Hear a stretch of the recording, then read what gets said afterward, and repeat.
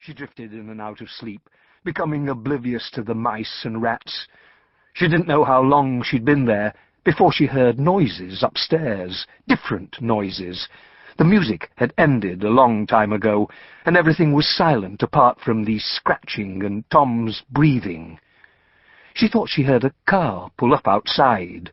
Voices, another car. Then she heard someone walking across the floor upstairs. A curse. Suddenly all hell broke loose upstairs. It sounded as if someone was battering at the door with a tree trunk. Then there was a crunching sound, followed by a loud bang as the front door caved in. Tom was awake now, whimpering in her arms. She heard shouting and what sounded like dozens of pairs of grown-ups' feet running around upstairs. After what seemed like an eternity, she heard someone prise open the lock to the cellar door. A little light spilled in, but not much, and there wasn't a bulb down there. More voices. Then came the lances of bright torchlight, coming closer, so close they hurt her eyes, and she had to shield them with her hand.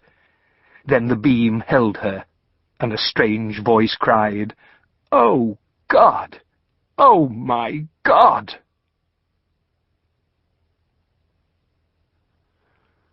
Chapter 1. Maggie Forrest wasn't sleeping well, so it didn't surprise her when the voices woke her shortly before 4 o'clock one morning in early May, even though she had made sure before she went to bed that all the windows in the house were shut fast. If it hadn't been the voices, it would have been something else. A car door slamming as someone set off for an early shift, the first train rattling across the bridge, the neighbour's dog, old wood creaking somewhere in the house, the fridge clicking on and off, a pan or a glass shifting on the draining board. Or perhaps one of the noises of the night, the kind that made her wake in a cold sweat with a thudding heart and gasp for breath as if she were drowning, not sleeping. The man she called Mr. Bones, clicking up and down the hill with his cane, the scratching at the front door, the tortured child screaming in the distance. Or a nightmare. She was just too jumpy these days, she told herself, trying to laugh it off. But there they were again. Definitely voices, one loud and masculine. Maggie got out of bed and padded over to the window. The street called The Hill ran up the northern slope of the broad valley, and where Maggie lived, about halfway up, just above the railway bridge, the houses on the eastern side of the street stood atop a 20-foot rise that sloped down to the pavement in a profusion of shrubs and small trees. Sometimes the undergrowth and foliage seemed so thick she could hardly find her way along the path to the pavement. Maggie's bedroom window looked over the houses on the western side of the hill, and beyond, a patchwork landscape of housing estates, arterial roads, warehouses, factory chimneys, and fields stretching through Bradford and Halifax all the way to the Pennines. Some days Maggie would sit for hours and look at the view, thinking about the odd chain of events that had brought her here. Now, though, in the pre-dawn light, the distant necklaces and clusters of amber street lights took on a ghostly aspect, as if the city weren't quite real yet. Maggie stood at her window and looked across the street. She could swear there was a hall light on directly opposite, in Lucy's house, and when she heard the voice again, she suddenly felt all her premonitions had been true. It was Terry's voice, and he was shouting at Lucy. She couldn't hear what he was saying. Then she heard a scream, the sound of glass breaking, and a thud. Lucy! Maggie dragged herself out of her paralysis, and with trembling hands she picked up the bedside telephone and dialed 999. Probationary Police Constable Janet Taylor stood by her patrol car and watched the silver BMW burn, shielding her eyes from its glare, standing upwind of the foul-smelling smoke. Her partner, P.C. Dennis Morrissey, stood beside her. One or two spectators were peeping out of their bedroom windows, but nobody else seemed very interested. Burning cars weren't exactly a novelty on this estate, even at 4 o'clock in the morning. Orange and red flames, with deep inner hues of blue and green and occasional tentacles of violet, twisted into the darkness, sending up pools of thick black smoke. Even upwind, Janet could smell the burning rubber and plastic. It was giving her a headache, and she knew her uniform and her hair would reek of it for days. The leading firefighter, Gary Cullen, walked over to join them.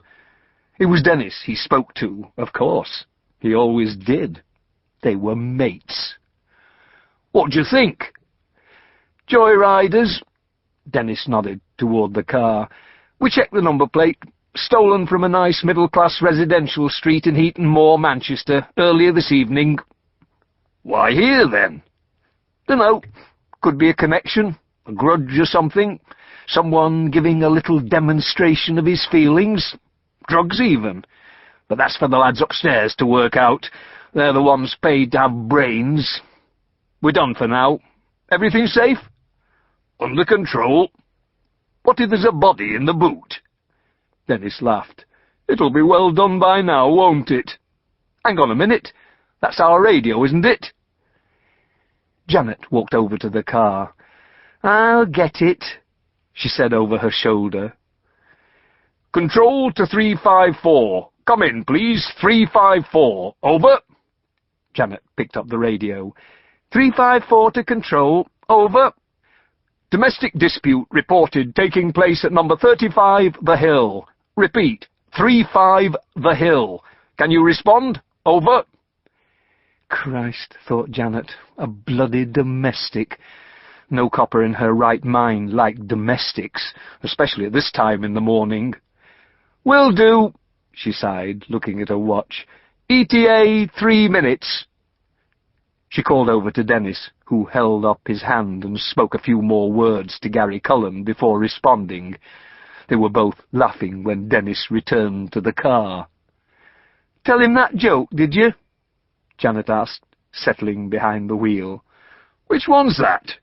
Dennis asked, all innocence. Janet started the car and sped to the main road. "You know, the one about the blonde giving her first blowjob." "I don't know what you're talking about." "Only I heard you telling it to that new PC back at the station, the lad who hasn't started shaving yet. You ought to give the poor lad a chance to make his own mind up about women, Den, instead of poisoning his mind right off the bat." The centrifugal force almost threw them off the road as Janet took the roundabout at the top of the hill too fast. Dennis grasped the dashboard and hung on for dear life. "Jesus Christ! Women drivers! It's only a joke. Have you got no sense of humour?" Janet smiled to herself as she slowed and curb-crawled down the hill, looking for number 35. "Anyway, I'm getting sick of this," Dennis said. "Sick of what? My driving?" "That too. Mostly, though. It's your constant bitching. It's got so a bloke can't say what's on his mind these days." "Not if he's got a mind like a sewer. That's pollution. Anyway, it's changing times, Den. And we have to change with them, or we'll end up like the dinosaurs. By the way, about that mole." "What mole?" "You know, the one on your cheek, next to your nose. The one with all the hairs growing out of it." Dennis put his hand up to his cheek. "What about it?" "I'd get it seen too quick, if I were you. It looks cancerous to me. Ah, number 35, here we are." She pulled over to the right side of the road and came to a halt a few yards past the house. It was a small detached residence, built of red brick and sandstone, between a plot of allotments and a row of shops. It wasn't much bigger than a cottage, with a slate roof, low-walled garden and a modern garage attached at the right. At the moment, all was quiet. "There's a light